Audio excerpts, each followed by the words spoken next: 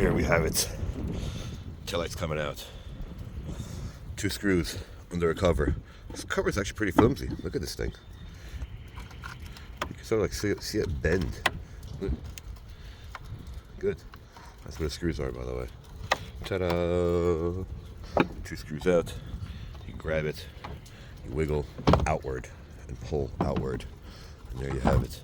Now let's see if there's any bulbs in here. So I really took this thing out. So this is the bulb for, I'll get the actual replacement bulb.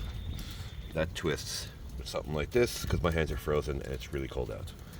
And this is a chipset. So that just unplugs. Or pull this whole harness out and you can pull this guy, unplug this guy, which is right there. But you don't have to go that far or that drastic. This just pops out, just a rubber pops back in. So I'm gonna put this old guy back. I undo this too much. I pop this out of here. You'll see on yours. Screw this guy back up. You got alignment tabs right here. One there, one on the other side. So let me put this back in. I'll show you. So just align them and twist them back up. And my hands are really cold. Let's see this guy.